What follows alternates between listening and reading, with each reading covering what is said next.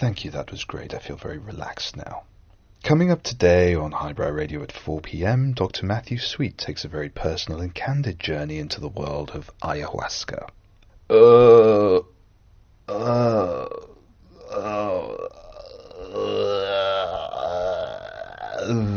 Camus.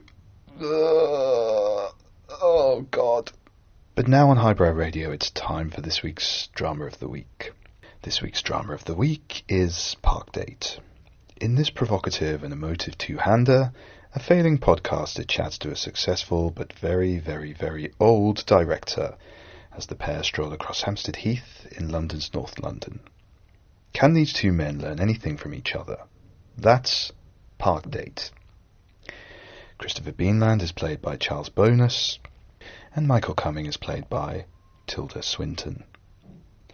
Park Date is written by Fox McClellan, from an idea by Fox McClellan. The producer is Bob Thorpe. The director is Manzoni Gardens, with additional audio tinkering by Jill and Sainsbury McManus. Park Date is a metabolically by Sturbar production for Highbrow Radio and does contain strong language and references to ornithology.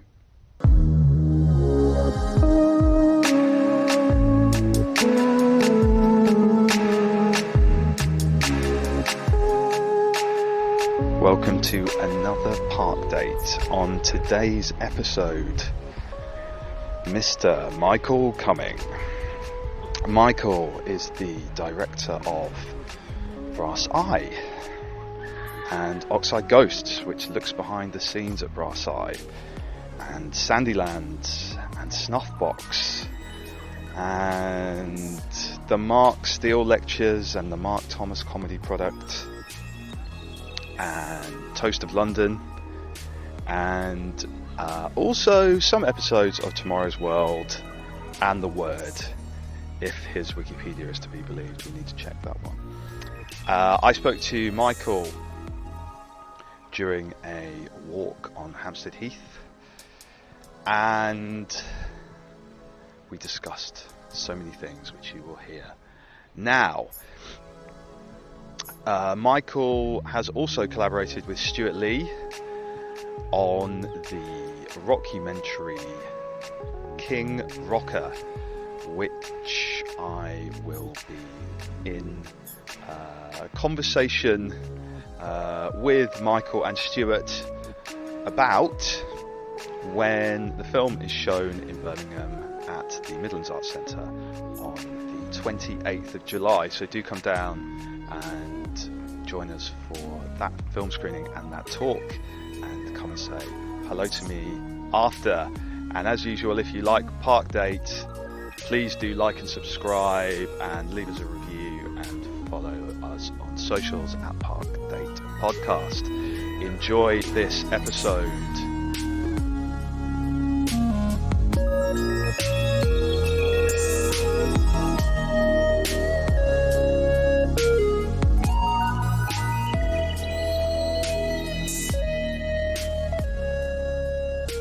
Welcome to Hampstead Heath.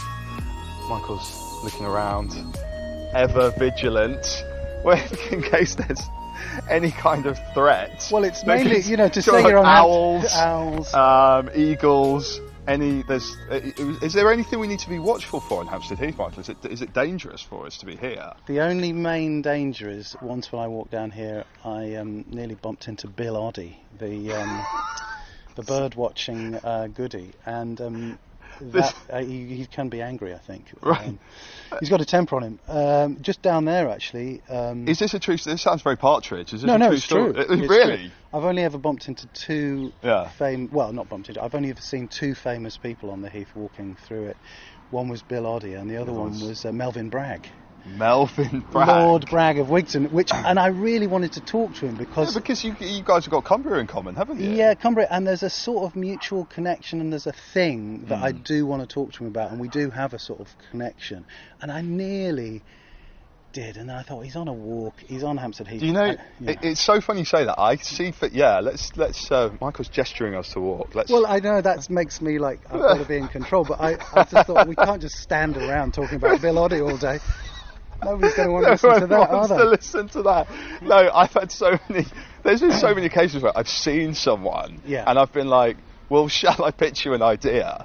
Shall I say hello?" And I just haven't done it. But did you pitch your idea for a South Bank Show episode? Are you going to say it?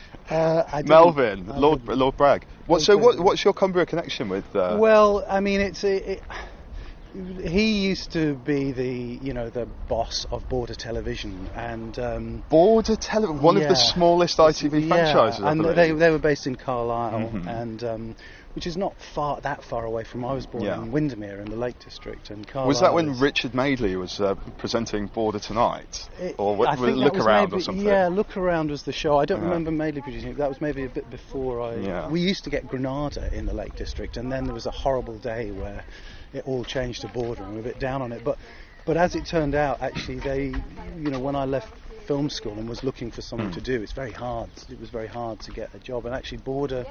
It's very easy to get jobs now. You can come out of university. They're like, do you want to make a film? You've got your here's $100,000. You kids, you've got your YouTube, haven't you? You can put it all on YouTube. But anyway, Border TV let me do some stuff there. It's a bit of a long and dull story, actually, the connection with Brad. Right. But anyway, there is a connection. Look, 2 magpies for joy. That's good for us. Yes.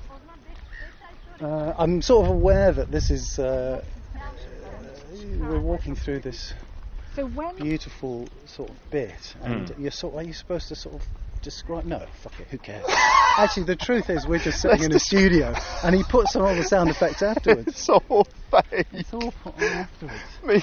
This is where give some fake description. Well, this is where I saw Bill Oddie. Bill Oddie was looking at the pond. Yeah, well, he was looking at the bird. You know, he was actually dressed did he have in binoculars? Proper. Yeah, he had binoculars, and he was in a proper Twitchers sort of green camo. I mean, it seemed a bit over the top because we are just on Hampstead Heath. But I know we're not in the Serengeti, are we? No, we were just. Yeah, he was just dressed in the full, like you'd imagine he would be. Yeah. And he was just standing looking over here. But they do have some interesting waterfowls on this. They do, don't they? You can never see very much. I love the constant Alan Partridge jokes when he's talking about Bill Oddie all the time. And I do wonder if people like Bill Oddie and Sue Cook were watching I'm Alan Partridge and thinking, oh my God, they're laying into me again for seemingly no reason. It's a bit unfair because he, the goodies were.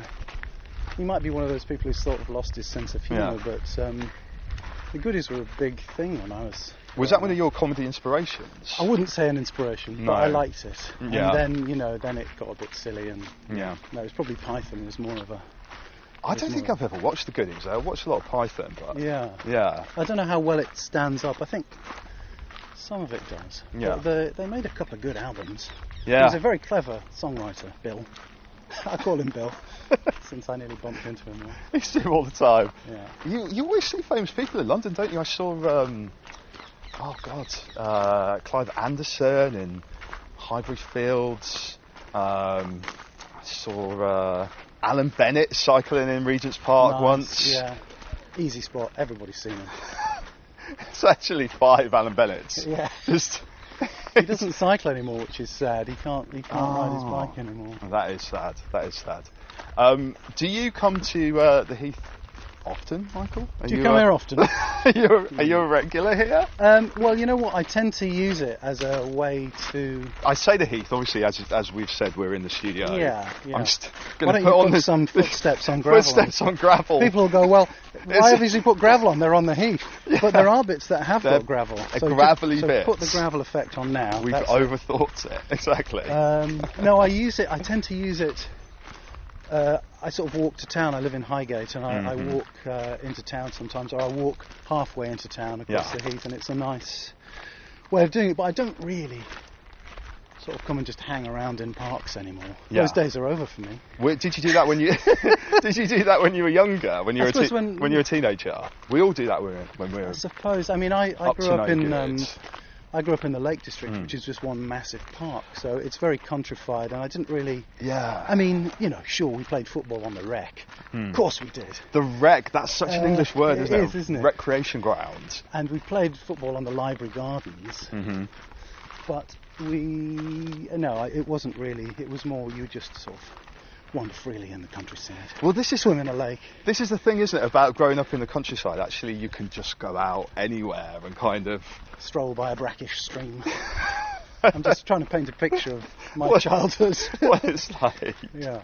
Exactly. Was it? I remember that show, The Lakes. Do you remember that on? Yes, I remember thinking, that was quite that's good, not wasn't it? Yeah, it was good, but I remember thinking that's not the lakes I remember. But I So we're suppose trying to make it a bit sort of seedy and glamorous, and a bit edgy. Yeah. Yeah. That's funny. And we're not too far from where we first had a conversation, Michael, if you remember, in a very quaint cafe in Highgate a few years ago when you told me for the first time about Oxide Ghosts and your plans for that. And as a big Brass Eye fan, I was very, very, very excited. And you've done a lot of Oxide Ghost touring, haven't you? You've taken it... Well, you were in Glastonbury, weren't you? I just got back from Glastonbury. How was Glastonbury? Yeah, it was amazing. I mean, it's been great, actually. I think when I first talked to you about it, it's probably about 5 years ago, shockingly. It was, yeah. And you did one of the first Q&As for me in Birmingham. Yeah. We were both so young back then, weren't we? We were so at least 5 years younger. Yeah, it's been great. It seems to... People still want to see it. It's only ever shown in a live sort of cinema context, which I suppose then makes it something to... I wouldn't put that sound effect of a truck going past. People will just not believe that we're actually walking. I think I'm going to really subtly insert the truck going past sound effect. It's going to sound so good. Is that legal that you should be driving down there? I don't know. I think they work for the city. It was a Corporation of London who weirdly own this park, even though it's a heath. Their purview is it's a heath, exactly. Yeah, not technically a park. Their purview is a square mile, but for some reason they have ideas above their station and also own this and Epping Forest and some other things as well. Oh, you're a park expert. But no, yeah, I mean, I've sort of travelled all over the place with it, and it was amazing to be asked to go. I mean, I've never been to Glastonbury, and I was always sort of thinking... Was this your first Glastonbury? My first Glastonbury. I thought, I'm not going to go. Well, I sort of felt... I don't want to go unless I've got a decent place to lay my head. I'm too old for camping now, and did you require a hotel? No, I was on site. It was amazing. I stayed in caravans, sort of at the cinema tent. Yeah, the Pilton Palais cinema tent, which was great actually. It was a good crowd came to see it on the Thursday night, but I got in the day before it opened. So to be at a big thing like that and see the sort of, I suppose, the artifice of it and the behind the scenes and the setup of it was kind of interesting. Yeah.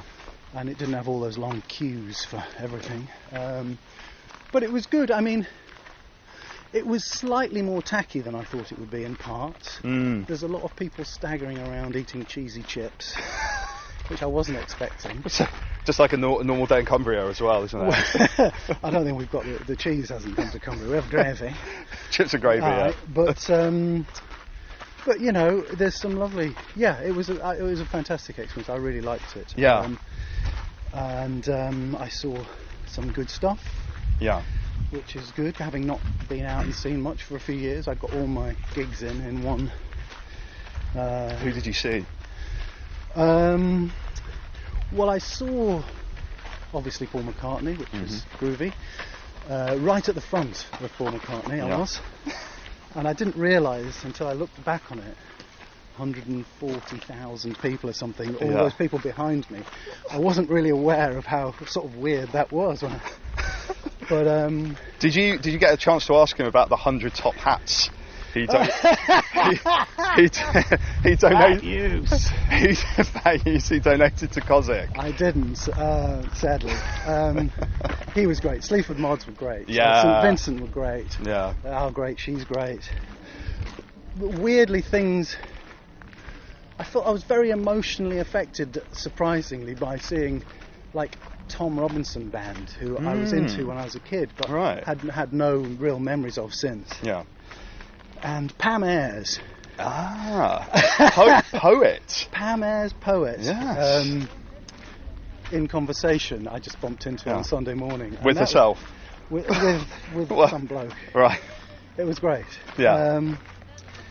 But it was. Glastonbury's a funny one though, isn't it? Because I haven't been since my first and only Glastonbury, 1998, when I saw Pulp, Foo Fighters. I believe Andy Williams was doing the legend slot. But there was something. It was really fun, but there's kind of things that people don't tell you about Glastonbury. Like, it is, like, there's a lot of people, and it can be kind of gross. Yeah. Like, it was very flooded when we were there. It was very muddy. That kind of sort of pissy smell around. I think, to be honest, I lucked out. I had flushing toilets, shower, caravan on Oh site. My God! It didn't rain really. Yeah. That sounds like a much more pleasant experience. But I remembered when I was there, having said I'd never been there, I had been to Glastonbury. In fact, I slept on the pyramid stage in 1981. I slept on the pyramid stage. Do you want me to tell you why, or should we just leave it there? No, let's move on to the next thing. Yeah, let's do it. This tree. It's a nice tree, though. Tell me that story. Yeah. Well, how did you end up on the pyramid stage? It turns out I'd completely forgotten about this, and obviously it was a shonkier, version of the pyramid stage, because it's changed over the years. But I think it was 82. It might have been 79. I can't remember. Right. But I had a friend from the Lake District. Get your facts straight, Mark. If you're in court, this wouldn't be going well for you. Well, it was a long time ago. Anyway. Well, that's what all the people say from that era, isn't it? That's always the defence. It was a long time ago. I can't remember. So either the people who were on the stage before I slept on it were either Hawkwind or Peter Gabriel, depending on which year it was. Either way, I'm pretty happy. Peter Gabriel. I'm pretty happy either way. Right. But basically, a friend of mine from the Lakes had moved down to Somerset, and we went to visit him. Yeah. And he went to school with Becky Evis, and it was her 18th birthday. Right. And it was just a couple of weeks after the festival, so the stage was still up. Yeah. The party was around the old pyramid stage, and then everybody just crashed out and sort of slept on the stage. Yeah. And I hadn't really even thought about that until I got there, and then they had a little exhibition of the history. It was its 50th year this year. Was there a photo of me on the stage? Well, there wasn't, but it reminded someone in a hat. They had the different years, right? And I saw the pictures, and I thought, oh my God, that's happened. That actually happened. Yeah. Wow. Yeah.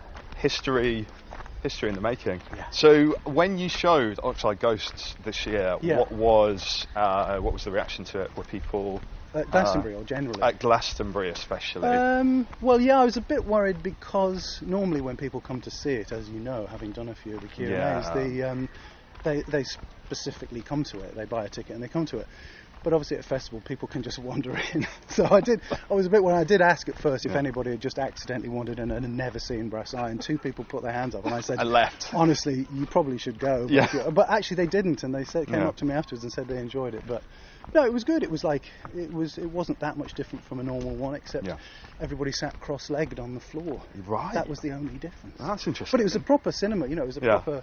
It was actually better cinema, projection and cinema than a lot of places I've shown it in. And did you do a Q&A at the end? Yeah, I did a Q&A at the end. Yeah. With Ali Plum, who's the BBC Radio 1 sort of film critic, I think. Ah, excellent. Yeah, it was good. And Tilda Swinton, darling, was in the audience. She was doing a thing there. Fantastic. Mad as a box of frogs, but tremendous fun, as Jane Pluff from Toast says in one of the episodes. No, she was great. Yeah. And are you, obviously you've shown the film over quite a few years now. Are you still feeling excited by it, Michael? Are you still happy to do, when you and I, or you do Q&As with Stu and various other people, Stewart Lee, various other people as well. Are you still happy, discussing the film? Does it still get you excited? Well, it was interesting doing it again. I basically did it 5 years ago, and then I didn't really do it until this year because I was doing it on anniversaries. It was 25th anniversary of Brass Eye this year. So I did a little tour at the beginning of the year, which I wasn't sure whether there was anybody left in the country who hadn't seen it, and actually it did amazingly well. So. And in fact, I'm going to do some more shows in September, just because there's been a lot of people sort of asking me if I'll go and do it. Places that I haven't been, or places that I have been that sold out, and people have asked for it to come back. So I will do some more. I feel like it is the anniversary year. Get it out of my system, and then we'll forget about it for another, I don't know how long. 5 years, I guess. Yeah, but I mean, in all seriousness, it is, touching really that something you made so long ago is sort of, held in, such high esteem by people, and that they want to come out and, that people remember it so fondly, and because it's a very throwaway medium, telly, isn't it? Yeah. And a lot of stuff just gets forgotten about. But so I'm really happy that people want to remember it, and it's a nice way for people, I suppose, to sort of like-minded people can meet at these screenings and sort of, talk nonsense about their and comedies they like, and throw out catchphrases as well, which happens. It's I think it's testament to how important Brass Eye was, and the quality of that show, that people are still coming to see Oxide Ghost. And if you haven't seen Oxide Ghost, it's Michael's kind of look behind the scenes at how it was made, and some bits that didn't make it into the show, and it's really mostly unseen footage or different versions of things that people might know, and so I will do a bit more of that probably. You should do. And it was an amazing show, and I was sat there as a 17-year-old glued to Brass Eye every week, just thinking, I cannot believe how good and how funny this show is. And it was kind of, people talk about their sort of moment they saw the Sex Pistols or whatever. For me, watching Brass Eye in '97 was like that. I thought, this is what I want to do. This is incredible. It's so fresh and so exciting and so kind of confrontational, and just ripping up the rule book. And the way that you and Chris were obviously taking. Oh, there's a little Robin. Taking risks and doing those crazy stunts that you were doing. It was fantastic. Yeah, and I think that's probably the age, isn't it, around that sort of age where you sort of latch onto things that mean something for the rest of your life. And so a lot of the audience, I was surprised actually, were not people who'd seen it as adults at the time, but more people who'd seen it at age 16, 17, 18, because I suppose that's when you start taking everything on board, don't you? Exactly. And it must have been an incredible experience making Brass Eye. And it was as much a surprise really to me when we were making it, because it kind of developed over the year. We were sort of 2 years in production, which is insane amount of time for a TV show. But it kind of developed during that period, and what it started out at was very different from the way it ended up. We were talking about King Rocker, which is another thing that you've been doing recently. Yeah. Well, another thing that we did a couple of years ago, but still seems to have a bit of a life. You're right, exactly. It was a couple of years ago, wasn't it? And you said you and Stewart doing some screenings at Edinburgh Festival, Birmingham, of course. So I'm going to be there for that one. But well, it was the thing with King Rocker was we made it as a cinema. It's a documentary, but we made it to be shown in cinemas, really. And I don't think we ever thought it would be on TV. We thought it would be one of those things, like Oxide. It was after I'd done Oxide Ghost, I thought, well, there is a world where you can just tour films round and do a Q&A and show it to people who want to see it. And I thought that's what it would be, but obviously, we couldn't do that because all the cinemas were closed down, so it ended up going on to Sky Arts. And so it's only now we're sort of getting around to actually showing it in some cinemas, which is, really good fun to do. Yeah. There's a lake and some very excited dogs, and some is that Ricky Gervais's house or something over there? Maybe? I think his all house of would them be much bigger than that. Does he live around here? Oh, that is a designated dog swim area. Yeah, keep them in there. official areas for dogs to go swimming.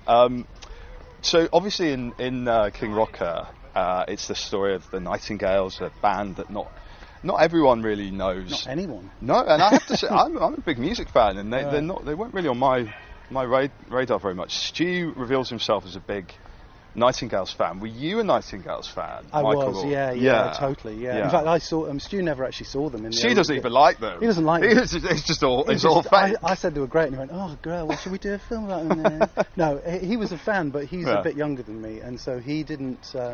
Hold on, how old are you? Stewart Lee is younger than you. Stewart Lee is considerably younger than me. I know. We were trying to do the math on this earlier. Like, is Michael actually 90 years old? I don't like to ever discuss it. A lady never gives it away. But I saw them a few times in their day, whereas Stu never did. But he would more sort of caught up with the later version. They reformed, and he knew more about that world, whereas I hadn't really seen them in those guises. But basically, Stewart had got in his mind to, I think Robert asked, the lead singer of the band had sort of mentioned about doing a documentary to him years before, and he couldn't really think of how that would be possible. And then, by a weird sort of set of coincidences, which may be too dull to talk about on this or any other podcast, but I will do, and then you could just edit it out.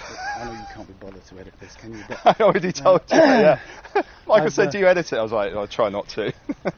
What if I said a very rude word? Oh, my God. How rude are we talking? Well, off the scale, I suppose. To edit that, wouldn't I?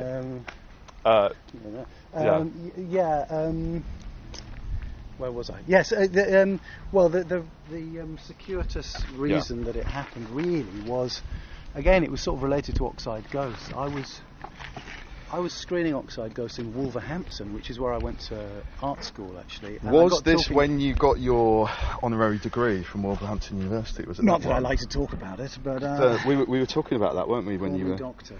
Yeah, the day before you did that. I think it might have been, but anyway, I was there and I was talking to this bloke who worked there, and I didn't know at the time, but it turned out he was an ex-member of the Nightingales, and so somebody told me that he was, so I got back in touch with him and said that how weird. I'm a fan of the band, and I think he then had gone to see Stewart and ended up talking to Stewart after one of his shows and said, "Oh, you're not the only bloke in comedy who's a fan of the Nightingales. We had Michael here," and Stewart went, "Oh, well, I know him. I've worked with him."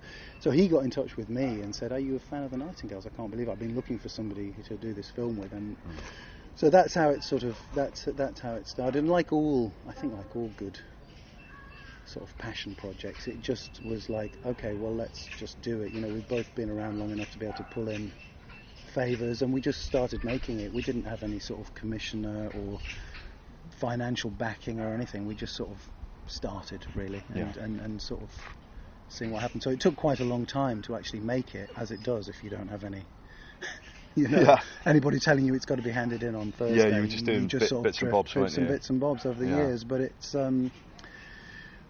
it's been great that it seems to have sort of reignited interest in the band. It seems to have hopefully been interesting to, when we first talked about it, we realised that you can't just make a film for fans of a band that nobody's ever heard of. So hopefully it's a bigger story about,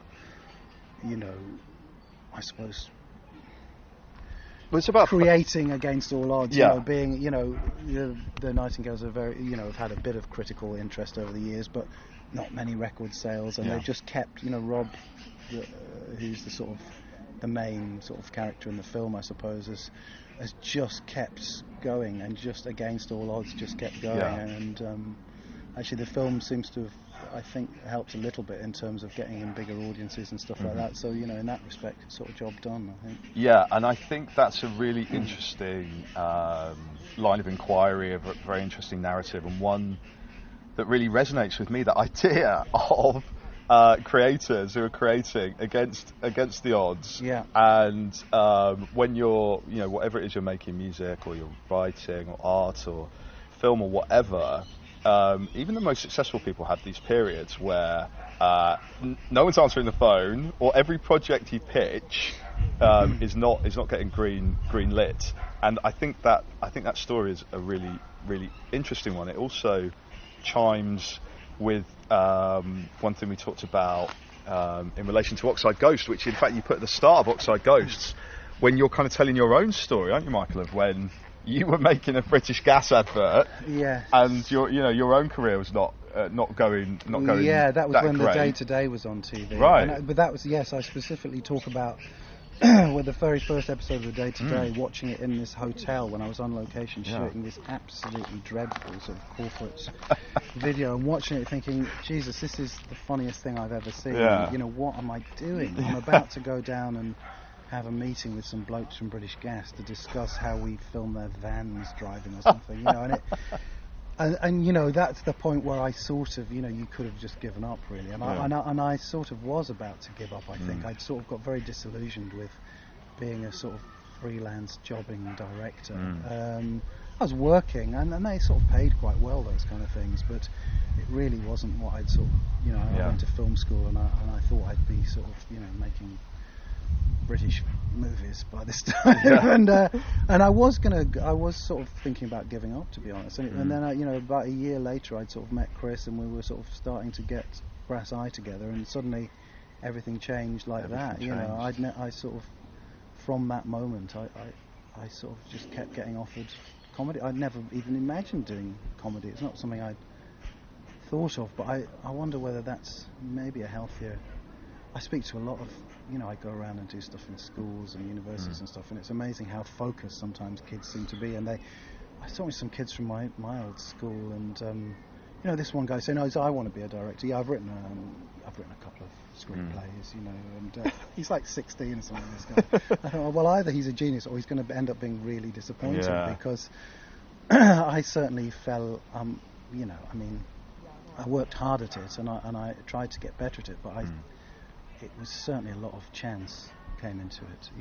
Yeah, and that's I think chance is really underplayed in the narratives of these things. You need to be in the right place at the right time. I'm not sure if meritocracy necessarily. Well, I'm sure like talented people find their way to make stuff, but you never really know if you know, you're going to be in the right place at the right time. But I feel like King Rocker is almost like your kind of your Brass Eye moment for the Nightingales in a way. I think it's like reignited interest in them and sort of given them a kind of second life, hasn't it?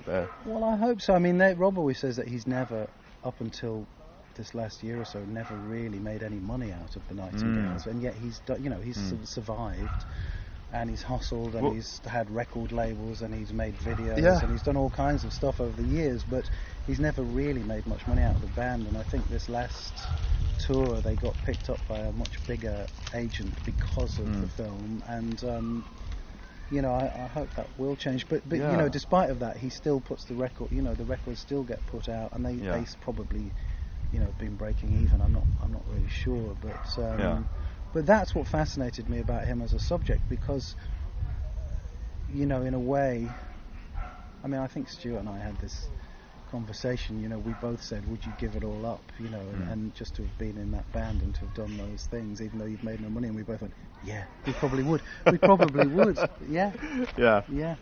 It's funny. I think another thing that I found interesting about the film was, all the you know, talk about Rob being kind of a hustler. We again, I don't think people realise, like, creators, you kind of sometimes end up doing the most random shit.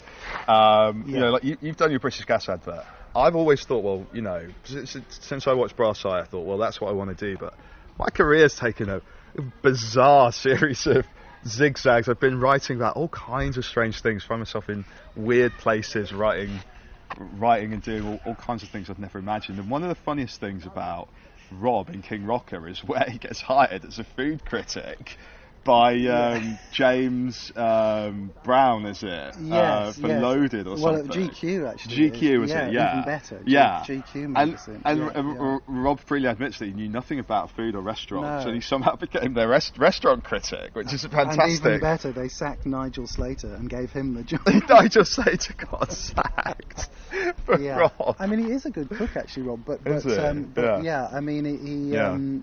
That's a great comedy moment. Yeah. And then another thing in that film as well, which is really interesting, is the parallel narrative. That's quite hard to say. And I wouldn't bother. We only had a lime and soda in the pub just before this. But the story of the King Kong statue, which stood in St Martin's Circus in Birmingham by Nick Munro, and it forms part of Stewart's memories of that time, and you guys go on the hunt for that statue. Yes. Which is a fantastic story.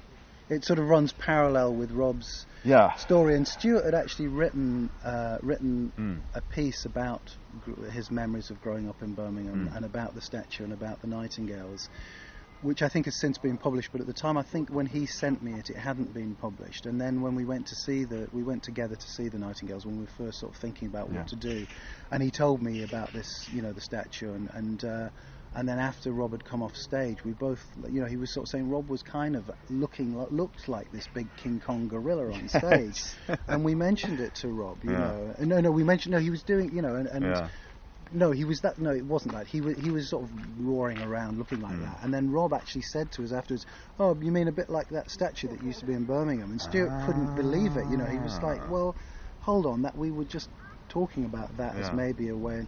And it was a deliberately sort of tenuous connection. But then when we sort of hit on the idea of, we put some animations in, which initially I was sort of anti putting animations in the film because I thought every music documentary's got bloody animations in them. So I didn't just want to do it for the sake of it, but then I thought, well, if we could use that to sort of nail the connection even more, then it would be worth doing, so that when Rob tells a story we can't illustrate, we have a sort of animated King Kong doing the things that Rob's talking about doing. That sort of ties it all together, and that felt like a sort of reason to do it. But I suppose that's what gives it makes it slightly different from the usual sort of rockumentary. Exactly. Mark Kermode's a big fan of the film. Rightly so. I think it's a great movie, and I love all the stuff about Birmingham. And the funny postscript with King Kong is now the copy of King Kong is coming back to Birmingham. They've made a copy of the statue. Yes, and I think there's been a little bit of a movement for a few years to try and sort of get the statue back, but the owner of it, who lives up in the Lake District, doesn't want to sell it back. They bought it. It was a piece of public art basically that Birmingham could have bought at the time but didn't, and so it got bought by a bloke who put it on top of his garage to advertise his. And changed the name of his garage to King Kong Cars with a K. Yeah. And then these people bought it off him, and it ended up in a market in Cumbria and Penrith Market. Wasn't it? And so then someone's garden. Then when the market closed, it ended up back in their garden and looks absolutely magnificent. But she didn't want to sell it back to Birmingham. She likes having it at the house, so that's where it stayed, and I thought, well, that's going to scupper all the plans, but actually it's a clever idea that they still had the original maquette, the sort of working model of the statue, and so they've, using some kind of complicated scanning equipment, they've scanned the maquette and they've scaled it up and made it. I think it's going to be unveiled in quite soon, but I think it's slightly bigger than the original, and I think Nicholas Monroe liked the idea that if you'd seen it when you were a kid, it was so much bigger than you, but now you're an adult, it's still going to be that extra bit bigger. So I think he's scaled it up slightly bigger just to give it that sense of So I'm excited to see that. I mean, I think it's going to stay. That it's come to Birmingham because of the Commonwealth Games are going to be there, but I think it's going to stay in this sort of King Kong Park forever now. So that's kind of must be some kind of metaphor for something. Something. What it is, we don't know. But leave it to you. You can put that in afterwards, whatever that is, when you put all the effects in. I'll insert me thinking of what the metaphor is. Yeah, you can just cut that in. Exactly. Easy as pie. Well, you're good at editing, aren't you? Maybe we'll get you to edit this. I think one of the things that I always loved when I was younger was the kind of intersection with comedy and art and really highbrow stuff, which I think you've always kind of been interested in. Art, like you've got an art background as well, haven't you? And I went to art school. You went to art school, didn't you? And I've always been, I'd loved. Obviously, Chris's stuff seemed like very avant-garde and was surrealist in a way, and I loved like Jonathan Meades and Ian Sinclair, and I think Stewart Lee's a big Ian Sinclair fan as well, isn't he? And yeah.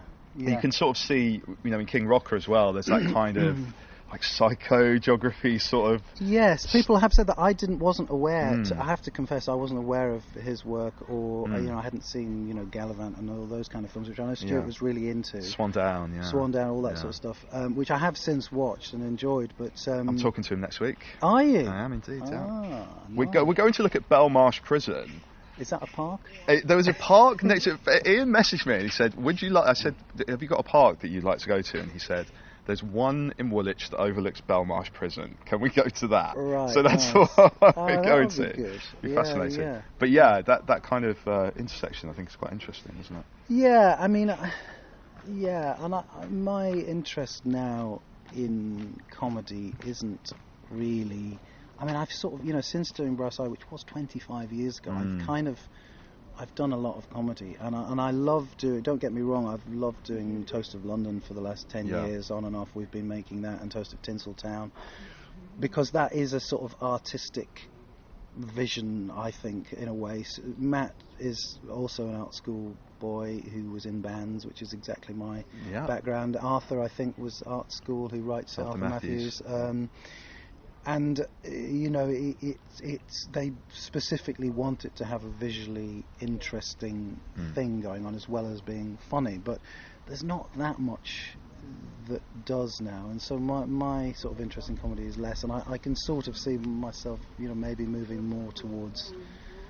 back more towards the sort of art. I mean, I've always kept on making sort of short films and sort of art films, I suppose you'd call them, which is what I did at college, but I could sort of see, they maybe hold a bit more interest to me now.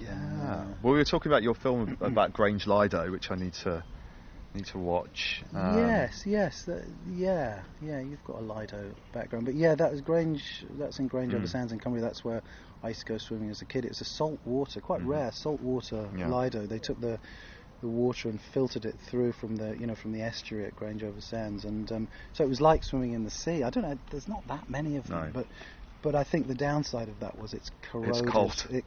It's cold, and it corroded all the pipe work, and so there's been a sort of scheme to try and get it put back to how it's been derelict for 20 odd years, I think, maybe more.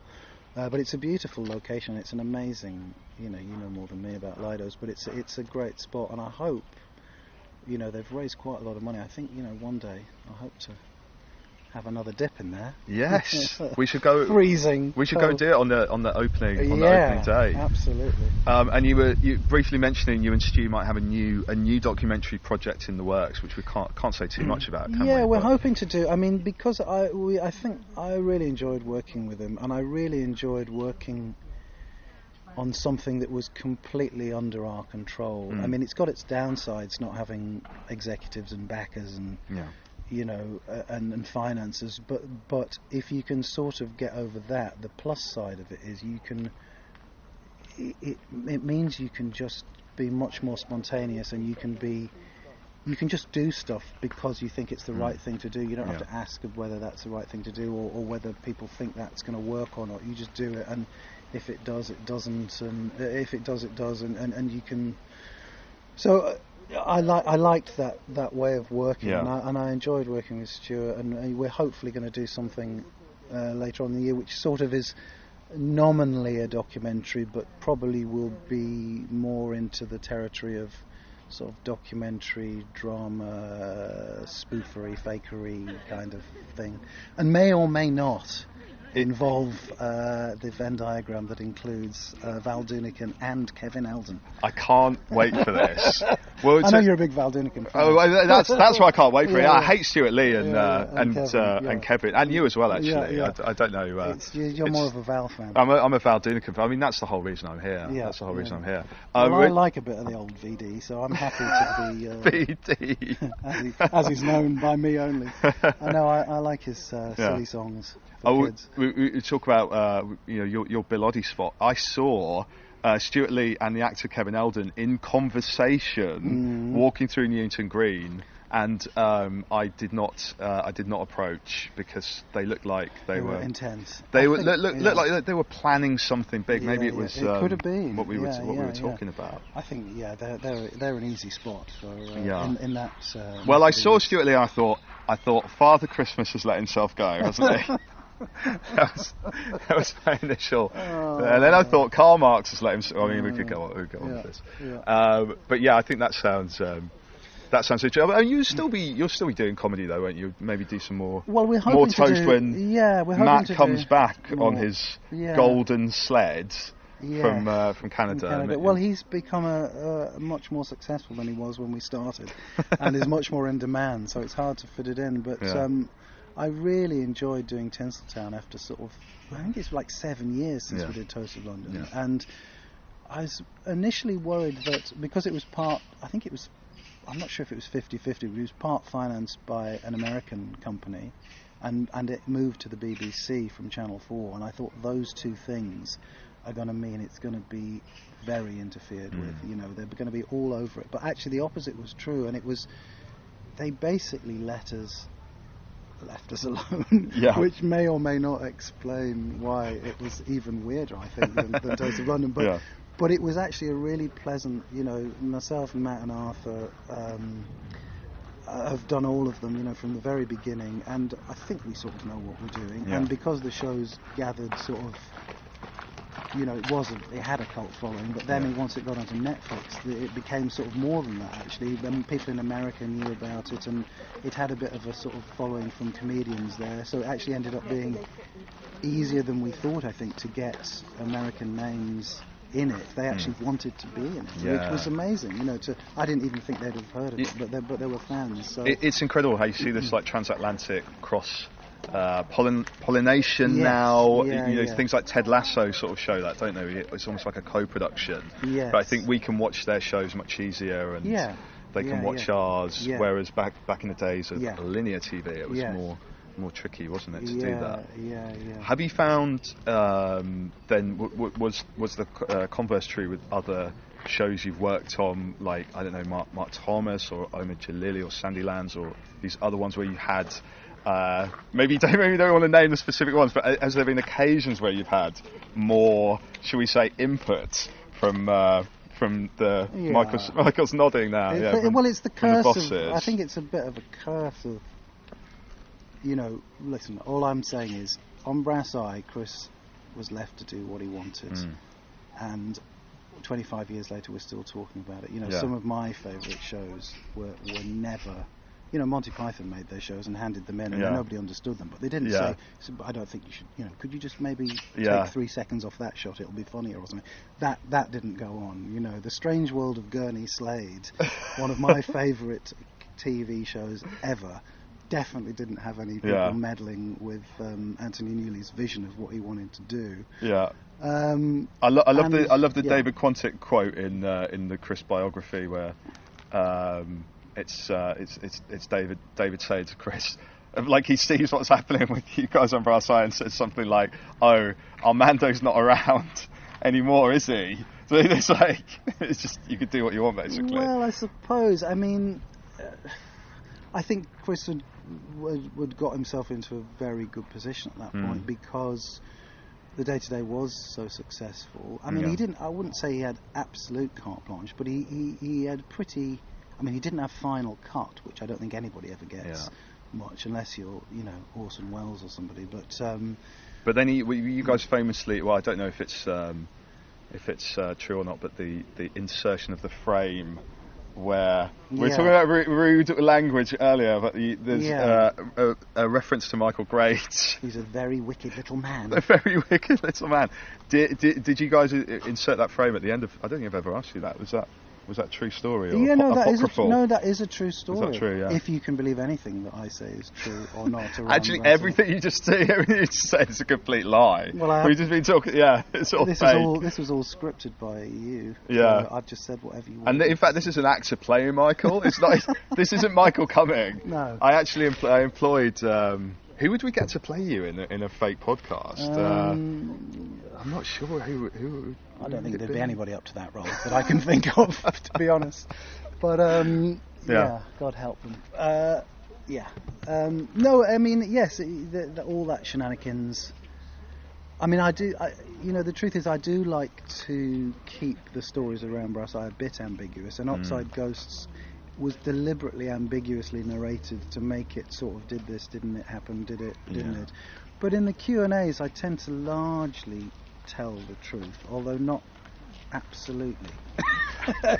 So, if somebody suggests something that isn't true and I think it might be quite a good myth to keep going, I sort of might agree with it even if it didn't happen. And equally the other way around, if somebody says something that is a bit of a myth about it and I know for a fact it absolutely isn't true, I will sometimes correct that. I'm going to press you on a point now because I have to, this is so glamorous, I have to go to BBC Radio Bristol to talk about my books on BBC Radio Bristol in a few weeks, and one of the stories I'm obsessed with is Chris filling a radio studio with helium, which I believe in the story was Radio Bristol.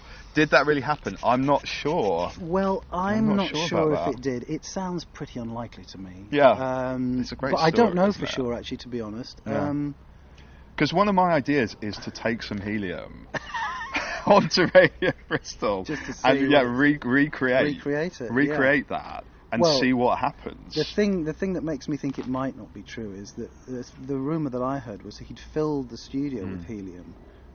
Obviously when you inhale helium, you speak in a sort of very high-pitched voice. But I'm not sure if you filled a room with it, whether you would. I don't know. I've never asked him that. Because I think that in the story, it was a newsreader, wasn't it, that was reading the news, and I think he was supposed to have tried to disrupt the newsreader by filling the studio. The person to ask about that would be Johnny Maitland, who is a TV presenter and playwright. Who's done a few of my. He did one of the Q&As. But he was in Bristol with Chris. I'm sure he would either just lie to make everybody or tell the truth. I don't know. But that's the thing, isn't it? Sometimes it's nice to have these rumours kicking around, and you don't want to. Which is actually, to be honest, partly the reason why it took me 20 years to make Oxide Ghosts, because I never really talked. I wasn't that book you were talking about Chris. I didn't participate in that because I sort of thought, well, it's nice actually in a way to keep some of the sort of the stories around it. But I think that is still possible. It's not a show that gets, you don't ever see it coming up on UK Gold every night. And no, it's not repeated much, and it's exactly. And it's still got a bit of a, and that's also part of the reason why I made Oxide Ghosts something you have to come to the cinema to watch. And it's part of that sort of keeping it as a sort of undergroundy, culty thing, really, which I think is.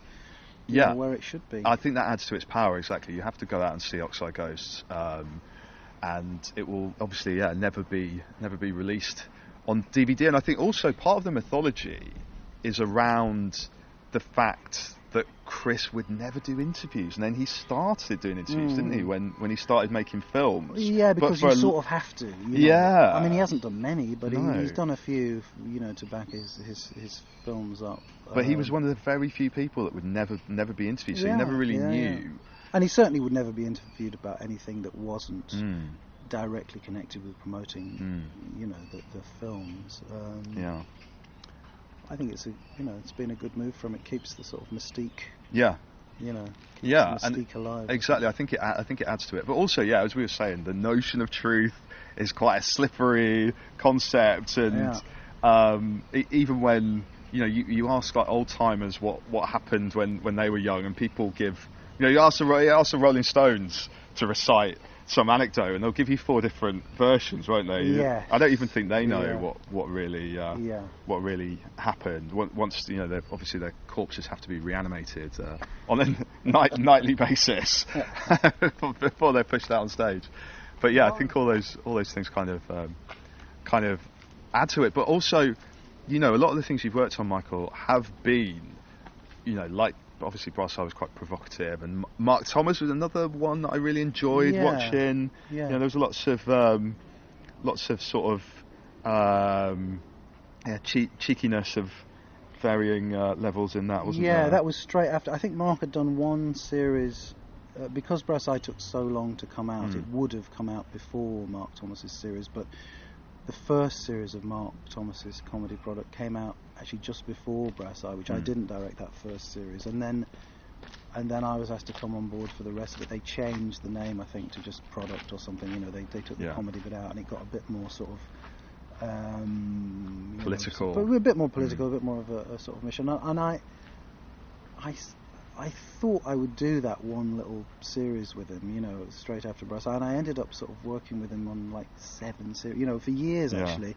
And I got a bit sidetracked on that because he sort of pulled me into that world, and again, that was an interesting, obviously there was legal things that we had to sort of be aware of doing that, but it wasn't interfered with very much. He had his things that he wanted to talk about, and we would go out and do things with various degrees of success. Some of it worked incredibly well, some of it didn't, and of course, like all these things, as I'm sure would have happened if he would have made more Brass Eye, once people got to know who he was and what he was doing, it got harder and harder to make that show because it's that bloke, we're not going to talk to him, pull the barriers down and send out the security guard. So it did, by the end, I think we all felt it had maybe got to the point where you couldn't sort of do it again. But it'd be nice to have him back, wouldn't it? It'd be nice for somebody to do that kind of thing. There was some great comedy in that era, wasn't there, in the 90s? It was really, really... I don't know, was there? Tell me, I can't remember. Yes, there probably was. It's a bit of a busman's holiday for me, but I'm sure there was. I'm racking my brains. Partridge as well. Yeah, of course, that was great, and still goes on to be great, I think. Yeah. I mean, I suppose like you were saying when you were sort of 17. Well, you're getting wistful now. Well, I felt a bit wistful because when you were talking about you were 17 and you were watching Brass Eye, I was trying to think, well, what was I watching? I suppose. What were you? Yeah. I suppose it was like, and they are things that had. The big thing for me when I went to university was the Young Ones had just started, about 4 students, and I thought that was just the best thing that there could ever be, and I'd never seen anything quite like it. And then, well, that was like punk, wasn't it? And then like comedy equivalent of punk. Vic and Bob's Big Night Out was the big thing for me. That was when I thought, just blokes who sound like blokes that I know from the Lake Districts. They're not from the Lakes, but from the North East, whatever. With a very sort of unusual, sort of skewed view of the world, have got on telly and they've got a show, and it's not like anything I've ever seen before. That was definitely a massive one when I saw that. I went to Middlesbrough once, and I walked past. I was pointed out the solicitor's office where Bob Mortimer used to work. Yeah. He was a lawyer, wasn't he? Yeah, shocking. Imagine that. I loved the Fast Show as well. That was a guilty pleasure. I was always reeling out those catchphrases in sixth form. Yeah. But I think that time in your life, there's obviously a lot of you're very easily influenced, aren't you? But I think for me it was like all that. It was I was just a bit too young for when Python was actually on. But by the time I was sort of that age, all the spin-offs from Python were starting to happen, like Rutland Weekend Television, Eric Idle spin-off, and obviously Fawlty Towers and Ripping Yarns, Michael Palin and Taylor Jones. Yeah. So those sort of 3 or 4 spin-off shows that came directly after Python were the ones that I seem to remember. That and maybe Reggie Perrin. They were the things that we talked about at school. That's crazy. I was literally just about to say The Fall and Rise of Reginald Perrin. Yeah. Because I remember being... I love Jonathan Coe, and he wrote a lot about Reginald Perrin, and I watched that and I thought, this is incredible. Did he write about Reggie Perrin? I'd love to. I love Jonathan Coe. I'm a huge fan. He's one of my favourite authors, actually. But I've not heard him write. I've not seen him write about. Yes, he has done some collaboration with the writer of Reginald Perrin, whose name escapes me. David Nobbs. David Nobbs, exactly. Yeah, I think they've kind of collaborated. That's interesting. I think David Nobbs might have written the radio version of one of Jonathan's books. Right. I'll have to fact check that. But The Fall and Rise of Reginald Perrin is so good, and so kind of grown up and dark and artistic, and you just think, how did this get commissioned? It's brilliant, isn't it? Really good. It is, and it does stand up. I think. I think it does. Definitely, the first yeah. couple of series Yeah. of that really do still stand up. Yeah. Exactly. No, I love that, and then I love when he comes back as well, and no one can tell. No one can tell it's Martin him. Wellborn. Yes. That's very good. That's very good. And if you love Jonathan Coe as well, I don't know if you like B.S. Johnson. His B.S. Johnson biography. Right, I haven't read that. No, It's okay. very, very, very good. And that B.S. Johnson was not someone I knew about. No. And then I went and watched all his films, which I think are probably, things that you'd be interested in as well. Because it's, there's one where I think it's just called like Fat Man on the Beach, which is just him on a beach in Wales, kind of having a meltdown, eating some bananas, and it's brilliant surrealism, and also kind of dark. And I just always wish he'd just get on and write the next one, because as soon as I finish one of his books, I just kind of think, oh God, I've got to wait another couple of years now before he gets one out. They're making a movie of his one about Billy Wilder. Yes, I just heard that. That's annoying, isn't it? For me, who probably when I read it thought, nah, you could never do that. But yes. Yeah. Well, that'll be interesting to see what happens. I mean, he hasn't had much. I was always slightly surprised that they hadn't made more films from his work. I might be wrong, but I don't think they've ever made any film. They made a TV of the Rotters Club, which was sort of okay, but but I don't know whether they've made films of his stuff. Do you know what you're right to a certain extent. The film that they made of his book, they've made one, and it was a French. It was The Terrible Privacy of Maxwell Sim. Yes. And I went to see the premiere of that at the French cinema in London. Right. And Jonathan Coe appears. He has a cameo role in that movie. I love cameos. Yeah. Do you have any cameos of stuff you've done? Do you appear in Brass Eye or anything? My voice. You're in King Rocker, aren't you? Briefly, but I mean that's not. But in Toast, I'm one of Jane's clients on the wall. My photograph. Oh. I'm Charles Bonus, the actor with a moustache. And in fact, we recently did a Q&A. Matt and I and Arthur about related to Toast at the BFI. And, it was part of a television festival, and there's like a weigh-in, and fans sort of hang around outside, and I sort of got out of the car. I'm thinking, well, I'm straight in here. And a bloke sort of shouted my name and wanted me to sign a photo of Charles Bonus. That he printed. So, I mean, that is quite hardcore, because I don't think many people would know that I was Charles Bonus. But, and I do a lot of bits and pieces of voices in Toast, and my voice is on Brass Eye. I play the mission control, Houston mission control when Buzz Aldrin gets involved with the space gimp who gets sent up to bits of that, a few appearances in Mark Steele lectures, often running around looking panicked in Mark Thomas, obviously, because that was all off the cuff, but You're like Cumbria's Hitchcock. Yes. Essentially. Hitchcock. But yeah, they should have made more films of Jonathan's. It may be that it's hard. It may be that they're difficult to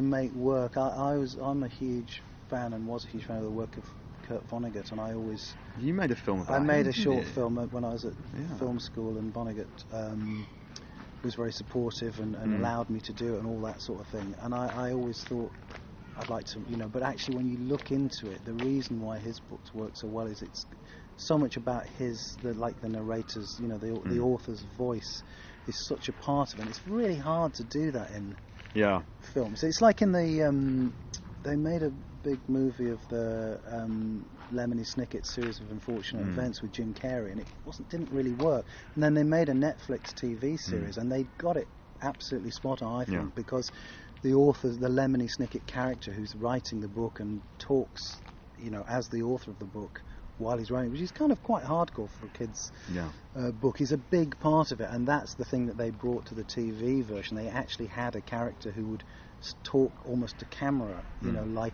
he was the author of the book, and that's always like that, having the author himself in the book. I love that so much. When I wrote my novel, The Wall in the Head, I was always thinking, I was kind of in the back of my mind thinking, well, how will we film this? Yes, and a lot of it is about making TV, and it's but I love the idea of things which are meta as well. When you have, you know, the fourth wall being broken or playing with a narrator, I just think those things are. Vonnegut was meta before there was even a word for it. I mean, it blew my mind. Well, I think probably it was about 18, 19 when I read Breakfast of Champions, and that book blew my mind because it's a funny book anyway, and it's a brilliant book. But then, sort of halfway through, out of nowhere, the author of the book, the writer of the book, suddenly steps in and says, well, you know, I invented this character, so and I gave him some of the traits of my father, and I made him do this, and in a minute I'm going to make him be bitten by a dog that's going to come round the corner. And I was like, oh my God, you can sort of do that, you can say that, you can sort of admit,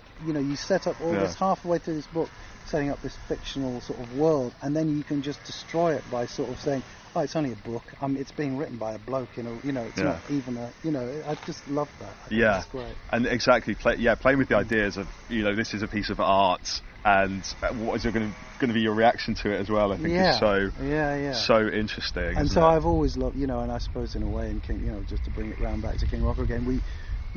Stewart loves that sort of, showing his workings in the margin kind of approach to do it, and we deliberately had him sort of say, well, we're going to cut to this now and see whether that, and reveal the process of making the documentary as part of the documentary. Which I love that. I do like things that do that. Yeah, I think it's great to have that, for sure. For sure. I mean, it's, Well, I think we'll probably wrap up quite soon, because I think you've got things to do. But one of the things I was thinking about recently, I rewatched 24-Hour Party People, I love this idea of like Tony Wilson. Yeah. Michael's. We'll just go for a little stroll again through the park. But the idea of Tony Wilson as a kind of figure who's sort of connecting all these interesting people, I think, is so interesting. And I wonder if you've ever thought of that, Michael, because you know all these people, you've worked with all these, anyone who loves comedy knows all these people, Chris Morris and Stewart Lee and Mark Steele and Omid Jalili and Mark Thomas, all the good ones, right? Matt Berry and Arthur Matthews. I mean, you've worked with all these people. Well, all these people. If anybody ever wants to call me the Tony Wilson of comedy, I'd be absolutely honoured, because Tony Wilson was a massive. What's the next word going to be? A massive part of my life, actually. Yeah. His. Well, you probably saw him on Granada Reports. Yeah, So It Goes. Yeah. I was isolated in a little part of the country that didn't really have anything, so he was the one who brought the reports of punk and post-punk and all those things to us on the thing. And I loved 24-Hour Party People, although I watched it recently and I thought, is it actually much more whimsical than I thought it was when I first watched it? Well, I think there's another thing with I love Michael Winterbottom as well, and I love the way that he does kind of meta stuff as well, doesn't he? And there's lots of like different styles and lots of collage and things like that, cut and paste. But I sometimes think maybe I'll write a screenplay of sort of the heyday of 90s comedy, and we can have a Michael Cumming character who's kind of in the middle of it all. But we need to find out who will play you. We haven't settled on that yet, have we? You need to play yourself. Tilda Swinton. That would be my first choice. Tilda Swinton as Michael Cumming. I'd watch that. And what else are you working on in the future? Are you just going to go to your farm? I've no idea, to be honest. I was hoping we were going to be doing another bit of gardening. I was hoping we were going to do another series of Toast this year, but it hasn't happened. So. But I do hope it will come back. But this means you can go to Ibiza and There's your secondary summer plans. Yeah, no, we're doing a lot of festivals this summer. Yeah. We did Glastonbury, as you say, and Stewart and I are doing a couple of festivals, doing Blue Dot and Deer Shed with King Rocker. Edinburgh Festival, we're doing that with King Rocker and Oxide Ghosts, and then I'm going to do another little mini tour of Oxide Ghosts in September. Yeah. And then probably gentle retirement after that, hopefully. No, I mean, I don't know. I mean, then hopefully we'll start, Stuart and I can maybe start getting on with the next thing, maybe. Yeah. Yeah, that's that project. Untitled. Well, it has got Valdunican project. Untitled actor Kevin Eldon and Valdunican project. Yes. Yeah. Sounds like. I think it has got a title, but I can't remember what it is. You have to tell us that later. And you think maybe we were talking about making more like serious films as well. I don't necessarily mean serious, but I mean films that are made by me for me. And if anybody else is interested, great. Rather than stuff on TV. I mean, I don't know. I'm very lucky. I get sent scripts, and if I like them, I do them, and if I don't, I probably don't. And but I think it's probably my problem, not TV's problem. But there's less sort of comedy stuff on TV that interests me now. Yeah. Which, as I say, is probably because of my tastes have changed maybe, and if you've been lucky enough to work on things like Toast and Brass Eye, you sort of it sets the threshold a point where you think, well, I don't really want to just do something that's not that great. Exactly. And you've done those great things, and you'll always have those, won't you? I'll always have those. You'll always have them. Yeah, unless they get erased, but I'll have them. Okay. Yeah. Michael Cumming, thank you so much for speaking to me. I hope you've enjoyed this. Yeah, lovely to talk to you, Chris, and have a stroll across the heath. We're probably, now that all the cars are going to spoil the thing. But our ending. Yeah. That's okay. Stop the cars. Stop the tape. Stop the tape.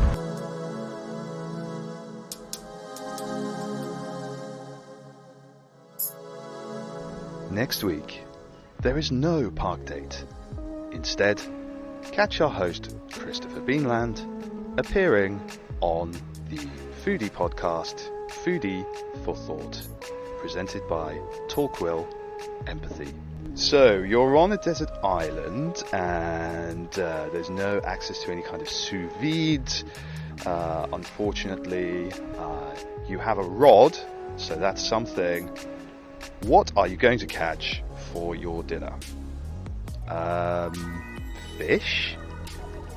Also, you can catch Christopher on the Dave Dazelle Show on Popular Radio Leeds. Alright, Dave Dazelle here with your drive time on Popular Radio Leeds. Now, we've got Harry Styles coming up in 1 second for the 78th time today, but first, it's Christopher Beanland. Beanland by name, Beanland by nature. I've got no idea what the hell that means. Anyway, how are you doing? Actually, don't answer that question. Answer this one. Who is your favourite member of the rock band Marillion? Fish? Also, catch Christopher on Celebrity Family Fortunes. Alright, for the star prize now, we asked 100 idiots what is their favourite food that goes with chips. Remember, you're looking for the top answer. Okay, the top answer. 100 idiots. Pie? No, I'm sorry, it was sorrel. Sorrel? For